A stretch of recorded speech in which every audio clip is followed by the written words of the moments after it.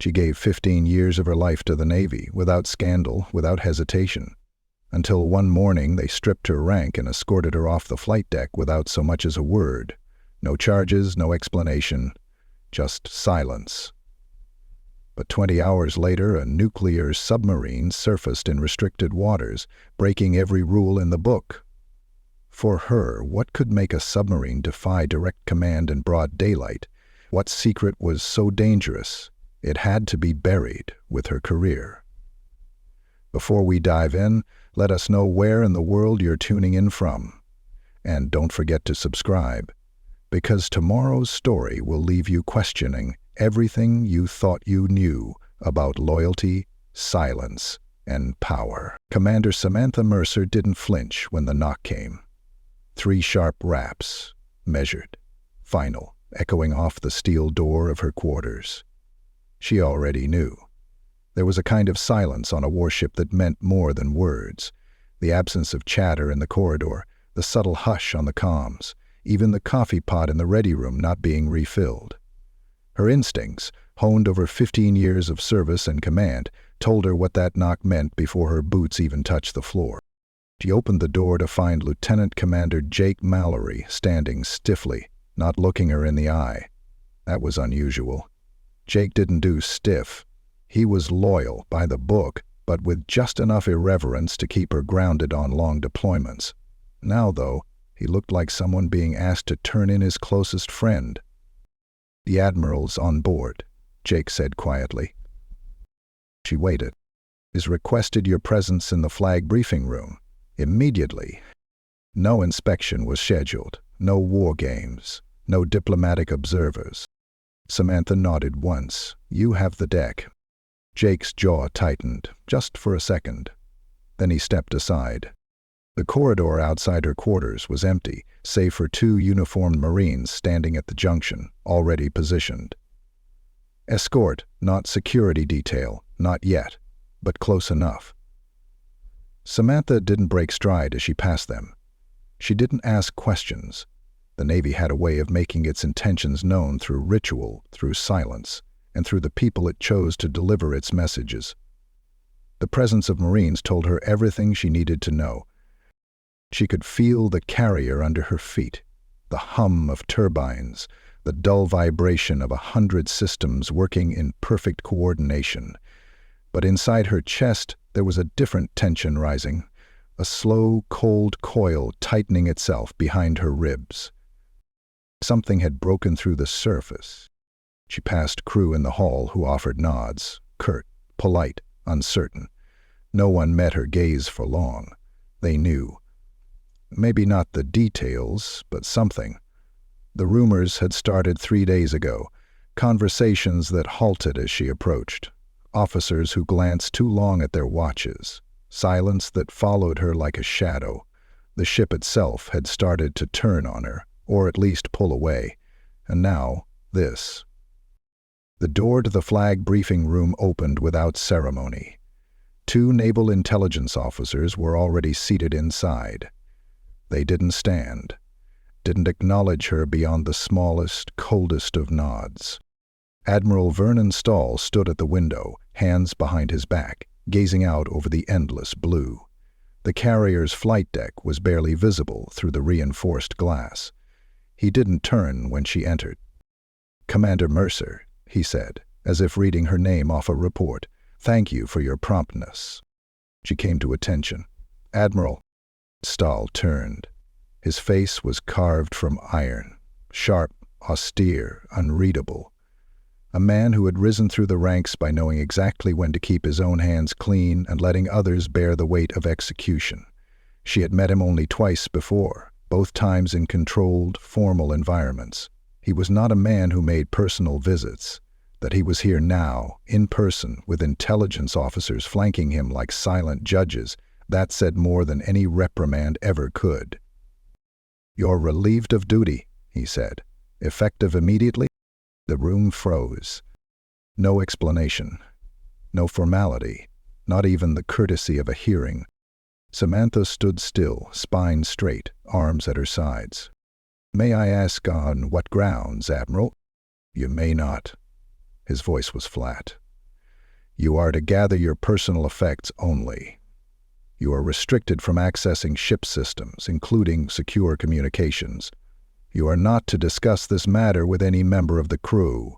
These officers," he gestured to the two stone-faced analysts behind him, "will escort you off the ship within the hour."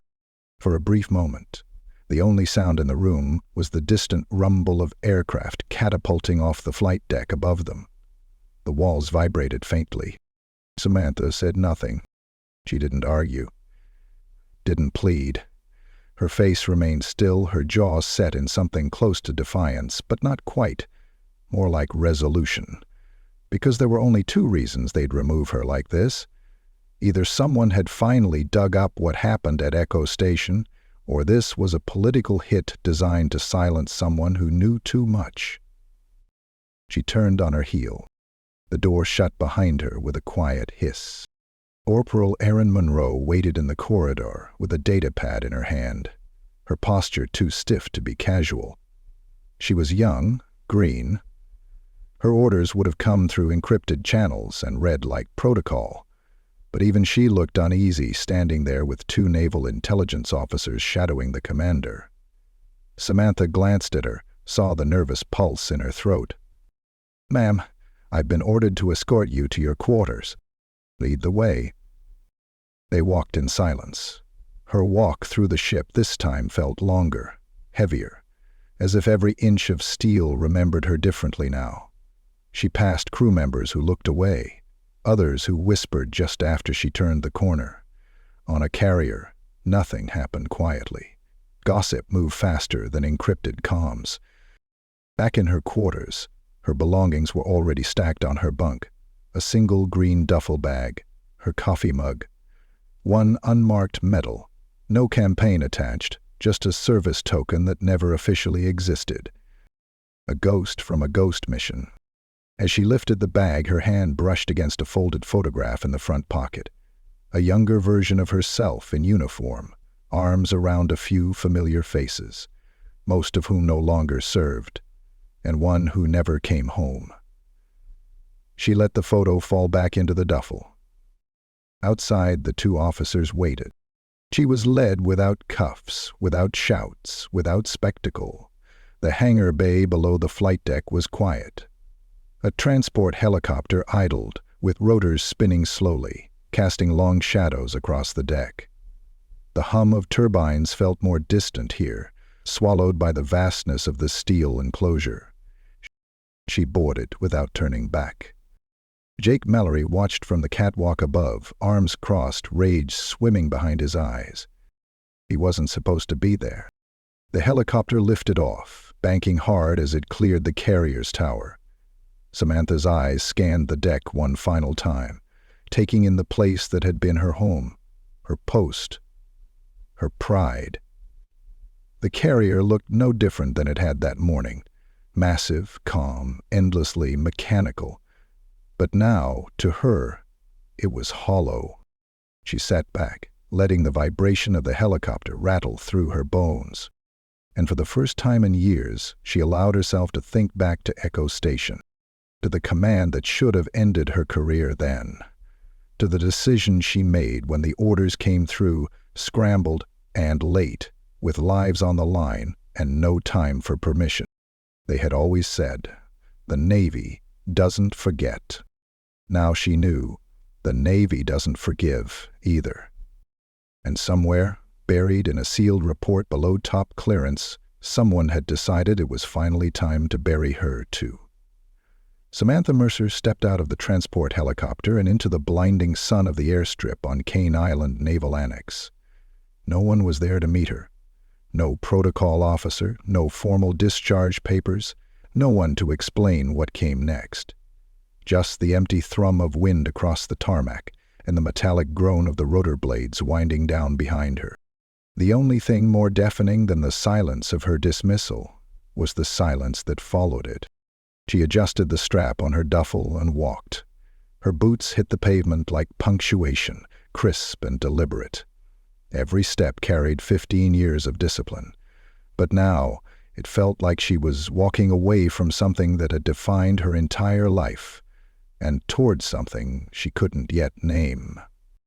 She checked into a barracks that hadn't been properly maintained in years, a temporary holding unit for officers in transit, usually those headed to retirement or civilian reassignment. It smelled of dust, an institutional disinfectant. The fluorescent lights flickered with a faint hum, and the lone vending machine outside the door was out of order. It was exactly the kind of place you sent someone when you wanted them to disappear, quietly, efficiently, without headlines. She dropped her bag and stood at the window, arms crossed, watching a C-130 circle low over the bay. No TV, no internet access, just a desk, a bed, and time to think. That was their mistake. They thought silence would crush her. But silence was how Samantha Mercer survived. Silence was the language she'd learned back in the black halls of Echo Station. It started coming back to her in flashes, not in a dramatic wave, but in the subtle way memory slips under your skin, like water through the cracks of a hull. The lighting, red, always red. Emergency protocols standard on the underwater facility, even when things were routine. The pressure down there didn't allow for mistakes, and every movement, every decision had to be exact. She hadn't thought about the smell in years. Oil, salt, recycled oxygen. She remembered the way the bulkheads groaned under the weight of the ocean. Echo Station was built for invisibility, not comfort. A deep-sea relay hub for signals too sensitive to be trusted to satellites. The Navy didn't officially acknowledge its existence. Most officers didn't even know it existed. But she had served there once, for 96 hours that were never logged in her service record. 42 personnel. 2 classified emergencies, 1 decision that changed everything. She remembered Captain Reed's voice over the station intercom, calm even as systems blinked to red. He'd been career Navy like her. They didn't speak often. People like them didn't need to. But when the order came down to sever communication with FleetCom during the blackout, she knew what he was thinking. They weren't going to let Echo Station fall. Not with what was stored down there. The data core, designated ARES-9, wasn't just a communications node. It was a collection point. Intelligence from field operatives, intercepted signals, darknet intercepts, the kind of thing you didn't put in the cloud because the cloud could be subpoenaed. ARES-9 didn't just hold information. It held leverage. When the breach occurred, classified as hydrodynamic anomaly, but in truth something much more human and deliberate, Samantha had made the call. Seal the vault. Lock down the core. Override the safety protocols. We've 3 men outside. The right call, the only call. But not one they wanted remembered. In the days that followed, nothing was spoken aloud. She was rotated out, promoted quietly, commended behind closed doors. But there was something in Admiral Stahl's tone, even back then, that hinted at a bargain she didn't understand, a debt not fully paid. Now, years later, it seemed they had come to collect. She turned from the window and sat on the edge of the bed, running her hands through her hair. No orders had come, no tribunal, no explanation. It's just exile. Her datapad, issued with limited functionality, lit up with a message. It wasn't Navy-cated. It wasn't even official. Encrypted message. From Lieutenant Mallory. Intrusive. They're scrubbing you. I checked the logs. Your last command orders on the Liberty were wiped from FleetNet. Entire sections of your personnel file are locked under a clearance I don't even recognize. It's not standard NCIS lockdown. This is something else. And Stahl is moving fast. I don't think this is just about Echo Station. They're making you disappear. We need to talk. She stared at the screen, jaw tightening. So it wasn't just exile, it was erasure. Her name was being peeled off the walls of the Navy, one document at a time. Soon there would be no trace she'd ever commanded the Liberty. Echo Station would stay buried, and the ones who had built their power on secrets would remain untouched. Unless someone made noise. But noise without evidence was suicide. She opened the footlocker at the base of the bed. It was empty, save for one item she had brought back without ever logging. A single data key, black casing, no markings, hidden inside a rolled sock. It was supposed to have been destroyed after Echo Station. She had followed every order to the letter. Except one. The key held fragments, redacted orders, message headers. Enough to suggest the existence of Ares 9, if not fully expose it. Enough to make the right person start asking the wrong questions. She had hoped she would never need it. She reached for the base comm unit and placed a coded call through a civilian network. It would take hours to route through the dummy relays she had set up years ago, but it would reach its target. One line, one contact, one man who owed her his life from Echo Station, and who now commanded the only vessel that could cross into Blackwater without raising alarms. The message was simple. Columbia, we need to surface. She leaned back, the words echoing in her chest like sonar. Let them erase her. Let them bury what they were afraid of. She had played their game for 15 years, but the ocean had a long memory, and secrets didn't stay submerged forever. Samantha Mercer had just given them their silence. Now she was coming for the truth. The elevator at Naval Intelligence HQ didn't have floor buttons, just a biometric scanner and a soft, cold voice that said, "Identity confirmed," as it lowered Samantha Mercer deeper into the concrete belly of the installation. The ride down was too long to be casual, too silent to be routine. She stood with her hands folded behind her back, boots squared, the posture of someone who no longer had a uniform but still carried the weight of one. No one had told her why she'd been summoned. They didn't need to. A call from Naval Intelligence wasn't a request. It was a courtesy before a reckoning. When the doors slid open, she was greeted by the sterile glow of halogen lights and two agents standing in pressed gray suits. Neither introduced themselves. One gestured silently. She followed. The debriefing room had no windows, no clocks, only the table, bolted to the floor, and 3 chairs.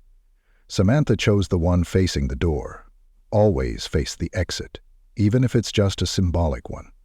They let her sit in silence for several minutes, just long enough for the isolation to settle into her bones. It was a game. She knew it.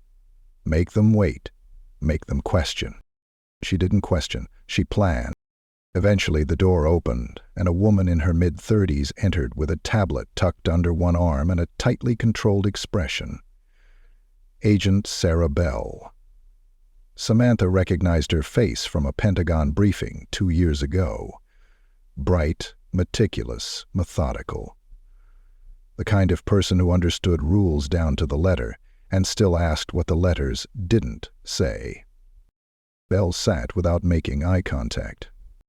"We're not conducting a formal inquiry," she began, voice flat. "This is a courtesy debrief." Samantha tilted her head but said nothing. Bell continued, "Your record is under restricted classification pending a final review. In the meantime, you've been removed from active command and your clearances have been temporarily suspended." "Temporarily," Samantha repeated. "Dry." "That's cute." Bell didn't blink. "You're being watched closely, Commander Mercer. Everything you say here is recorded, whether or not you choose to respond. I recommend cooperation." Samantha leaned forward, folding her arms on the table. "Do I look like I've got anything left to protect?" Bell studied her face, and for the first time something flickered in her expression. Not sympathy. Recognition. Like someone realizing the person across from them wasn't a broken cog in the system, but something forged when the machine failed. "You served at Echo Station," Bell said finally. "That's not in my record." "It is now." Samantha sat back, exhaling slowly through her nose. So they had opened that box. She wondered if they understood what they were holding, or if they were just reading classified headers without context. Echo Station wasn't just a location. It was a decision tree with no right answers and consequences that lived in the blood of its survivors. Bell's voice lowered slightly. What really happened there? You tell me, Samantha said. You've read the files. I've read the reports, Bell corrected, not the truth. That surprised her, slightly, just enough to make her pause. Samantha's eyes narrowed. You're not here to break me. You're here to see if I'll confirm what they buried. Bell's silence was confirmation. Samantha leaned in again, her voice quieter now. They needed Echo Station because the satellites weren't secure.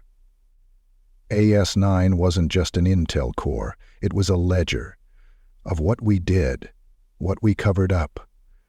You don't bury something that keeps people safe. You bury something that can burn everyone who ever signed off on it. Bell looked down at her tablet. There were 3 field agents monitoring the relay nodes, she said. Their bodies were never recovered. Because there wasn't time, Samantha said, the heat rising in her throat. Because if I had opened that door, the pressure breach would have taken out the vault and everyone inside it. And you chose to seal it. I chose to complete the mission, Samantha snapped, and they called it operational necessity at the time. I was promoted for it. Bell hesitated, then spoke softly. Captain Reed disagreed. Samantha's stomach tightened. The name struck like a submerged object. Unexpected, jagged, capable of rupturing things she'd kept sealed. Captain Elias Reed had been her CO at Echo Station, the kind of officer who never asked for permission to do the right thing.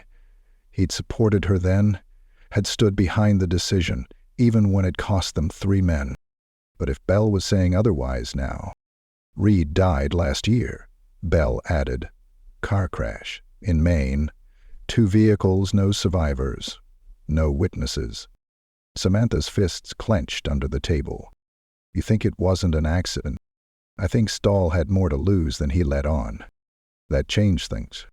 Bell looked up from the tablet, her expression now fully exposed. Uncertainty, yes, but also conviction. She wasn't just an agent following orders. She was trying to choose which version of the truth to believe. You're not supposed to exist anymore, Commander. Not as a witness, not even as a person. Samantha almost smiled. Then they should have buried me deeper.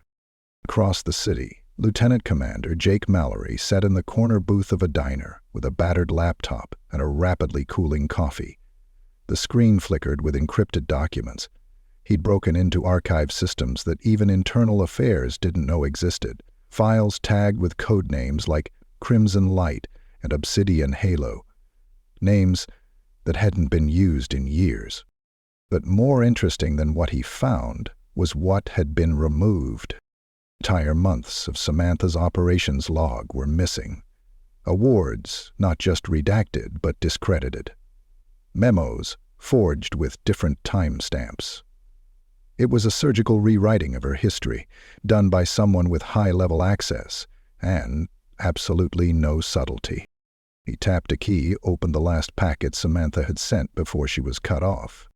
A single corrupted transmission marked AS-9, Anomaly Report, Partial Decode. He ran it through a private decryptor. As it loaded, the screen stuttered, then displayed one line. Fleet compromise suspected. Protocol override initiated. Reinstate failsafe. Failsafe. Jake knew that word. It wasn't just a term, it was a trigger. He stood up, dropped a bill on the table, and walked out into the city night, the wind ripping against his collar. The Navy had protocols for everything, especially for its own mistakes. And now, one of those mistakes had a name again. Back at the Naval Annex, Samantha exited the debriefing room without waiting for dismissal. Bell didn't stop her. She just watched. Something had shifted. Something irreversible. Outside, the air was thick with salt and jet fuel. She could hear the ocean again. She pulled her burner phone from her pocket and checked the last message received. From Trent. Reading surfaced, one pickup window, you know where. Samantha typed one word in reply. Copy. As she slipped the phone back into her jacket, she didn't feel erased. She felt loaded, like a warhead waiting for launch. Captain Elias Trent stood at the edge of the control room inside the USS Columbia, one hand resting lightly on the railing above the main tactical station, the other holding a sealed message he hadn't opened yet. His XO, Commander Rhodes, stood beside him, stiff, unreadable, uncomfortable. The entire crew could feel the shift in the water, and it had nothing to do with the currents or sonar returns. They were 20 miles off the coast of Cane Island, in restricted waters, running silent in a depth corridor they'd been explicitly ordered to avoid. There was no current operation, no mission briefing, just a direct signal from a relay buoy that hadn't transmitted in years. One Trent had personally coded when he was still a lieutenant, a fail-safe embedded into the command structure, meant for a situation that no longer officially existed. And now, without explanation or authorization, it had activated. Rhodes cleared his throat. We're pinging long-range sonar from the 7th Fleet Patrol. They're scanning, but not aggressively. They haven't made contact yet. They will, Trent said. Rhodes hesitated, then lowered his voice. Sir, I have to ask, are we defying orders? Trent didn't look at him. We're not defying anything. We're honoring a promise. He opened the sealed message. It was just coordinates, no signature, no timestamp, but the encryption was unmistakable. Mercer's. He folded the paper in half and slid it into his pocket. His face didn't change, but something behind his eyes flared for a second. A buried memory. Pulled back to the surface. Samantha Mercer had once pulled him out of a political death trap buried so deep in a joint op between naval intelligence and the CIA that the mission hadn't even been assigned a name. She'd done it by falsifying a command override and taking the heat for it publicly. He never forgot it. He never tried to thank her. In their world, gratitude was too dangerous. But a failsafe was built for people like her, those who'd been forced to carry the cost of doing the right thing when no one else would. And now she'd activated hers. Trent turned to Rhodes. Surfaces, quietly, no comms. Rhodes didn't move. Sir, if we surface in this zone, we're violating multiple layers of fleet protocol. Our transponder will ping across half the Pacific. I'm aware, Trent said calmly. Surface. There was a pause. Then the XO gave the order. Moments later, the deep rumble of the ballast tanks purging echoed through the sub. The Columbia, a 560-foot nuclear-powered fast-attack submarine, rose slowly from the crushing pressure of the deep into shallower water. The crew braced without being told to, eyes on instruments, hands steady. Every man and woman on board had trained for combat. None had trained for betrayal from above. As the Columbia breached the surface, the sea shimmered across its black hull. The sky was overcast, dimming the horizon in every direction. Only one small, unmarked vessel floated nearby, tucked into the shadow of a jagged inlet. A woman stood at its bow, hooded, still. Samantha Mercer didn't wave. She didn't need to. Trent lowered the periscope and gave the nod. Deploy recovery team. Quiet insertion. Within 5 minutes, a fast boat skidded across the water, barely visible against the waves. 2 crew members helped Mercer aboard. She carried only her duffel slung over one shoulder and a flat black case that hadn't been issued by any standard military quartermaster. Back aboard the Columbia, the hatch sealed with a heavy clunk, and the pressure adjusted as they dove again, slipping back into the black water without a trace. The entire maneuver had taken under 20 minutes. It was reckless, unauthorized, unforgivable under standard fleet rules. And it was already done. Mercer followed Trent into his private quarters. Neither spoke until the door sealed behind them. You surfaced, she said. You called. he replied. They stood facing each other, the silence between them heavier than any command briefing. Trent looked older since she last saw him, more creased around the eyes, his movements a fraction slower, but the core was still intact, built from steel, not politics. I read the intercept, he said finally. Harris 9. They're wiping it completely? They already have, she replied, including the 3 names who died to save it. He nodded once, as if the answer was already known. And Stahl? Pulling strings through naval intel. He's weaponizing the cover-up. Trent didn't curse. He didn't need to. His silence was sharper than outrage. Mallory's helping, Samantha added. He's off the grid for now, but he's tracing the data trail. Someone authorized a deep scrub on my entire career. Redactions, forged memos, deleted citations. My name is being extracted from the Navy 1 line at a time. Trent's eyes narrowed, which means Stahl's scared. She nodded. He should be. He sat on the edge of the desk, arms folded. What's the end game? Exposure, she said. But not through the military. They'll just reclassify everything. We need outside eyes, civilian oversight, something public enough that it forces a hearing before they can bury it again. Trent considered her. You're asking a submarine captain to wage an information war, using a man they've already tried to erase to help make enough noise they can't ignore. He let out a slow breath. I'll need names, routes, relay codes. She handed him the flat black case. He opened it. Inside were fragments of data, hard-coded documents, scanned field memos, flight logs, all raw, all damning. This is only a fraction, she said, but it's enough to start pulling threads. We're going to trace every operation linked to Eris 9, every name Stahl tried to bury, and we're going to find the one person who can testify that I wasn't acting alone. Trent looked up. Reed? No, she said softly.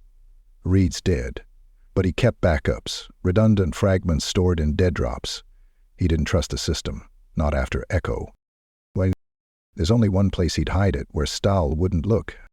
She didn't have to finish the sentence. Trent already knew. Back at Echo Station. Trent stood and keyed a sequence into the wall console. The monitor flickered. A new set of coordinates populated the screen. Depth, bearing, route clearance.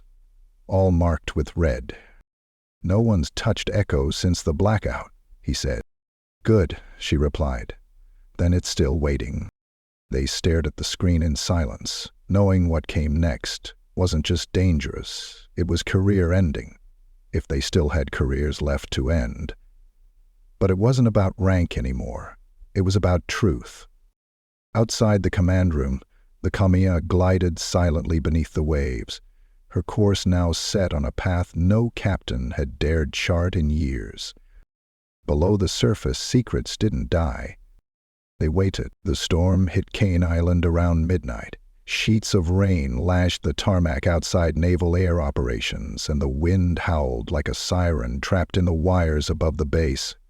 Inside a dimly lit supply office tucked near the back of the comms wing, Lieutenant Commander Jake Mallory sat hunched over a laptop that should not have existed. It was unregistered, untraceable, and held together with spare parts and paranoia. He hadn't slept in over 30 hours. Lines of code scrolled across the screen, each one a breadcrumb leading to the same dead end. Echo Station. Or what remained of it. Most of the records were shredded, digitally sterilized under Department of Naval Intelligence protocols so tight even the NSA couldn't have cracked them. Except Mallory had one thing the others didn't. He had served under Samantha Mercer, and he knew the way she thought. He opened a file she'd sent days ago, one labeled simply harbor_ghost/redline/obsidian halo/theta_7. Inside were pieces, misaligned transmissions, Decrypted log headers, flight manifests from operations that had never officially launched.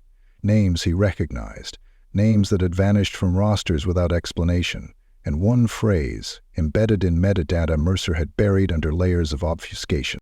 Echo lives beneath the silence. It wasn't just poetic, it was a directive. She was telling him something had survived. Dake's fingers danced across the keys as he tried to align timestamps from multiple intercepted pings he'd pulled from a backup relay node still active along the western data spine. It was old infrastructure, civilian grade, but Navy comms had piggybacked on it during the years of satellite instability. If Echo Station had transmitted anything post-blackout, even by accident, there was a chance fragments of it had been captured in the routing logs. A soft chime sounded. There it was. A misrouted ping. Time-stamped 7 months after Echo Station had supposedly gone dark. It had traveled only 1.6 seconds before being intercepted and looped. Probably scrubbed. But for a flash, it had been real.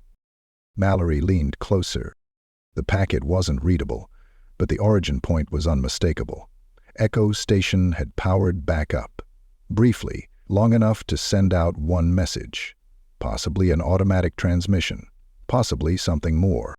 He copied the raw data to a flash drive and shut the laptop down.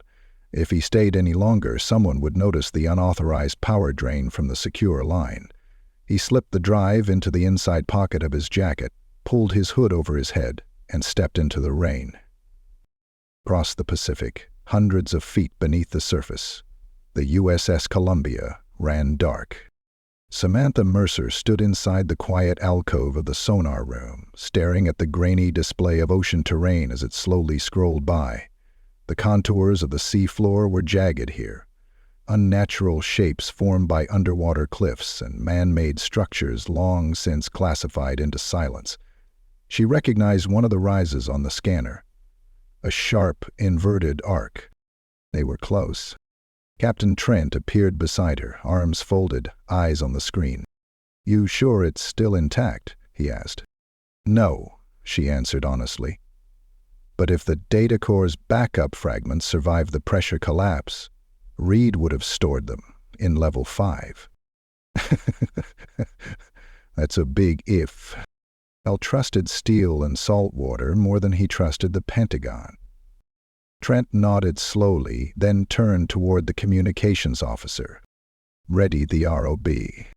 20 minutes later, the small, unmanned drone, a sleek submersible equipped with dual light arrays and a precision manipulator, slipped from the Columbia's launch bay and into the dark. The feed came through in flickers, long dead cables swaying in the current, collapsed tunnels, the remains of docking collars warped by underwater pressure. And then suddenly, the light caught a shape. A pressure door, still sealed. Reed had welded it shut from the inside. It hadn't imploded. It hadn't collapsed. It had held. Samantha leaned forward. "There," she said. "That's level 5. The relay core's behind that wall." The manipulator arm reached forward and began cutting. Sparks flared underwater, brief and silver. The work was slow, too slow, but steady. No alarms, no defense systems. Whatever had been left behind wasn't guarded anymore. Or so it seemed. Then the signal cut out. Just static. "ROV feed is down," the technician said. "We lost transmission." Samantha stepped forward. "Power loss?" "Negative. Still getting telemetry. The drone's alive. But someone's jamming the feed." Trent stiffened. "There's no one down there."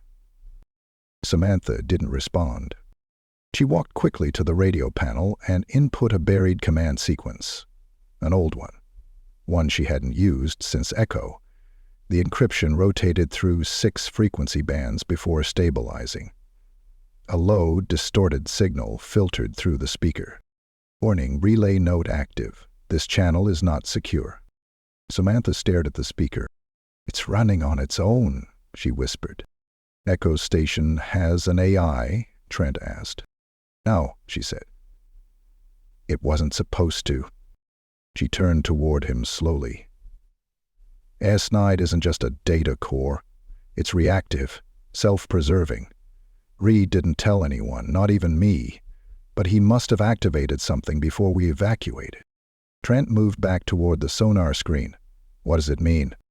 It means it remembers. The silence on the bridge deepened.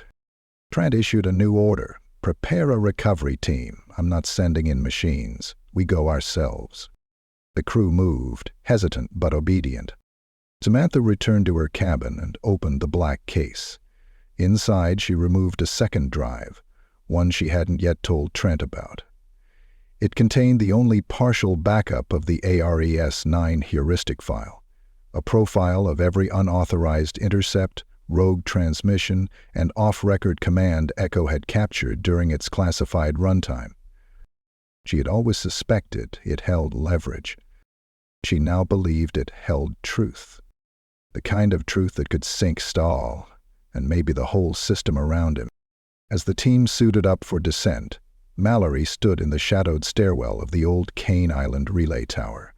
He inserted the flash drive into a military-grade transmitter, tapped a line of code, and watched the signal arc into the encrypted spectrum Samantha had once shown him how to access. It was only a whisper of data, just a ghost. But on the other end of the ocean, buried beneath 10,000 feet of cold silence, Echo Station heard it.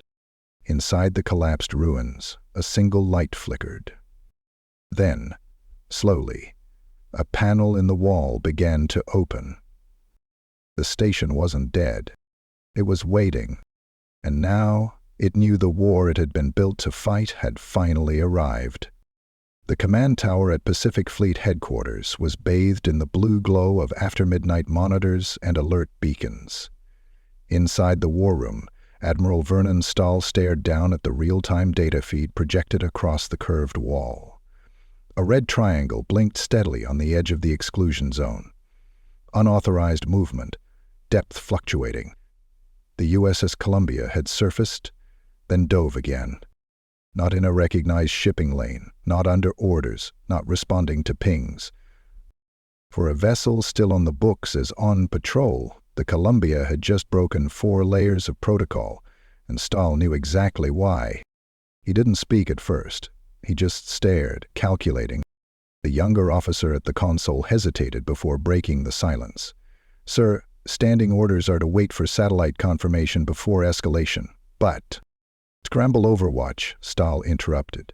Get me all movement around Kane Island in the last 72 hours, civilian and military. Yes, sir. He turned, walking slowly back toward his private office, boots echoing through the polished floor like the ticks of a countdown. Behind closed doors, he opened a secure line. The screen flickered once, then resolved into the grim face of a man in a dark suit, sitting in a room without windows. He's using the Columbia, Stahl said. The man nodded slowly. Then we were too late. He's heading for Echo. Let her. But make sure she doesn't surface again. Stahl didn't blink. You want it that clean. He's carrying data we can't control, and the man commanding that submarine already has a history of disobedience. The Navy needs closure, Admiral, not exposure. The call ended. No official orders. No paper trail. Just silence. Back in the deep, the USS Columbia glided toward the coordinates Samantha Mercer had retrieved from the now reactivated ROV.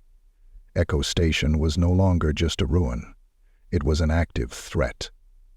Something had turned itself back on.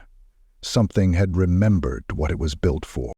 Inside the operations bay, Samantha and Trent reviewed the data recovered before the ROV feed was lost. It's responding to external signals, Trent said, pointing to the jagged telemetry. It pinged back the moment Mallory broadcast the dead relay. It was listening, she murmured, even buried. What if ARES-9 didn't just record the transmissions? Trent asked. What if it understood them? She looked up at him. Then it knows who tried to kill us. Trent stared at the display, where a single phrase had appeared in scrambled code. They'd translated only one section. Fleet asset compromised. Author required. RS-9 knew about the breach before we did, Trent said. No, Samantha replied. It was never supposed to act independently. This isn't just a core with a logbook. This is a failsafe that evolved. Trent gave the order to dive closer. The descent was slow, silent. Pressure at this depth could warp steel if the balance wasn't precise. But Columbia held. She always did. As they neared Echo Station's outer shell, lights flickered through the dark water. Not from the submarine, from the station itself. You seeing that? The sonar tech whispered. Those aren't our lights, Trent said. The station's internal systems were active again. Power trickling through pathways no one had touched in years. Faint pulses of light marked an irregular pattern along the shell, like a code being flashed in slow intervals. Air's sending a message, Samantha whispered. But to whom? They launched the dive team within the hour. Trent led personally, along with Samantha and 2 hand-picked sailors.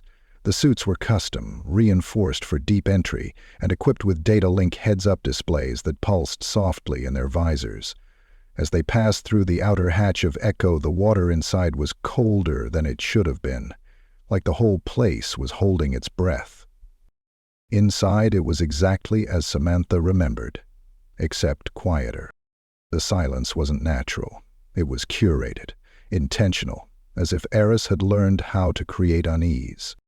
They reached level 5 after 20 minutes, weaving through half-collapsed corridors and long dead bulkheads. The panel Reed had sealed was open now. Behind it, the main data core blinked to life, each panel thrumming with a low, pulsing hum. Samantha approached the terminal. Airs, she said, testing the system. Nothing. Then a line of text appeared. Confirmed identity operator Echo 0. She reached into her pack and inserted the fragment drive. It was keyed to her biometric signature. Her last act before being pulled off the Liberty. The screen flashed. ID confirmed. Files began to load.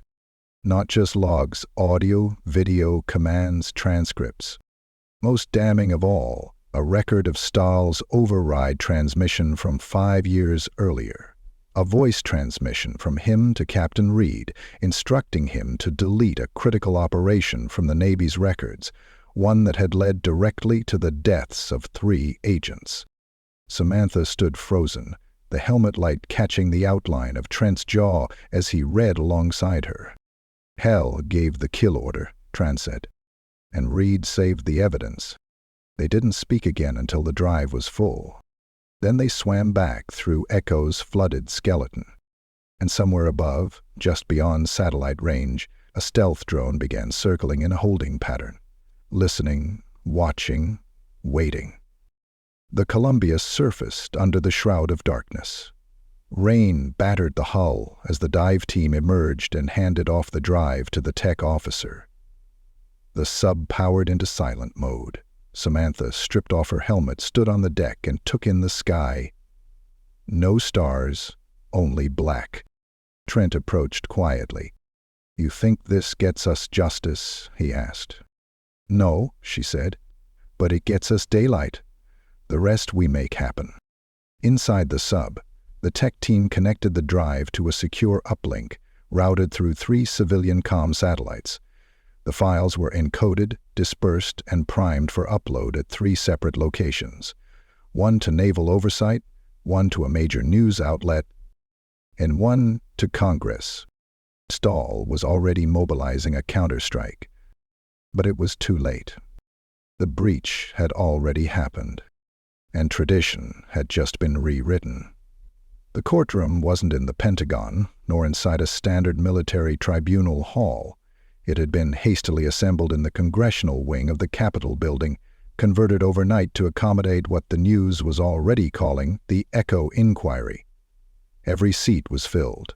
Cameras were forbidden, but that didn't stop journalists from lining the corridor outside, phones pressed to ears, fingers racing across screens. Word had gotten out. not just of the operation, but of the breach, the cover-up, and the woman who had surfaced to drag it into the daylight. Commander Samantha Mercer stood before the panel in her dress uniform, reactivated temporarily by special order. She wore no medals, only the Navy's insignia over her left breast, and the calm, unblinking steadiness of someone who had nothing left to fear. The lead investigator, Senator Ainsley Grant of Oregon, leaned forward from her chair. Commander Mercer, the files submitted under your name include orders issued by Admiral Vernon Stahl, directing a covert data deletion from Echo Station's Central Intelligence Corps. Can you confirm the authenticity of these files? I can, Samantha said clearly. They were retrieved from the Airs 9 unit, stored under Level 5 at Echo Station. The data was preserved by an unauthorized failsafe, initiated by the late Captain Elias Reed. And you believe Admiral Stahl acted alone in this directive?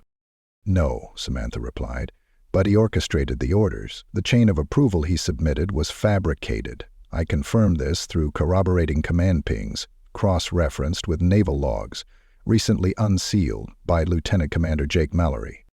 Mallory, seated just behind her in the witness box, gave the smallest nod. He looked tired but defiant. He had spent the last 4 days in front of cyber forensics panels, walking them through every forged timestamp, every overridden authorization. His testimony had laid the framework. Samantha's was the hammer. The panel shifted uncomfortably. Senator Grant adjusted her glasses, then spoke again. Admiral Stahl has declined to appear in person, citing national security concerns. However, the evidence provided by your team has now been verified by multiple independent experts. Commander Mercer, had you obeyed Stahl's command in full during your original mission at Echo Station, what would have happened? The 3 agents monitoring Airs 9 would have died with no record of their sacrifice. The data they protected would have been erased, and future operations reliant on that intel, some still ongoing, would have failed catastrophically. And instead you chose to override Stahl's order. I did. Knowing the consequences, I assumed they would come for me eventually, she said. I just didn't think they'd wait so long. A silence settled in the room. It wasn't tension anymore. It was reflection, the kind that preceded a shift, a reckoning. Outside, the press had already begun labeling Samantha, the commander who broke the silence. Protesters waved signs. Some called her a traitor, but most called her what she truly was, a protector. Stahl's name would soon be linked not with his decades of decorated service, but with obstruction, falsification, and criminal negligence. The Navy had already announced his resignation. He had disappeared from Washington 48 hours prior. Word was he'd left the country. But Samantha wasn't interested in vengeance. She was interested in truth. The panel recessed for deliberation. Samantha stepped outside the hearing room and into the marbled corridor beyond. For the first time in weeks, the sun shone through the tall windows like something earned. Captain Elias Trent waited by the columns, hands tucked behind his back, posture rigid in his dark civilian blazer. He nodded to her as she approached. "You did it," he said. "No," she replied, "we did." His smile was faint but real. "They're going to reinstate you," he said. "Temporary at first. Probably want you to keep quiet." "I won't." "They know." A moment passed.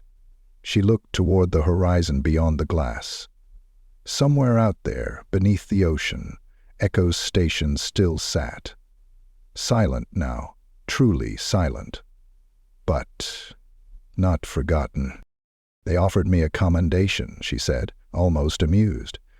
"Told me it could be awarded in private if I'd prefer." "What did you tell them?" "I told them if it wasn't earned publicly, it wasn't earned at all." Trent chuckled. "Still the same Mercer?" "I hope not," she said. "I hope I'm smarter now." As they walked side by side through the corridor, heads turned, some in admiration, some in resentment, but no longer in ignorance. Her name was no longer missing. Her record was restored.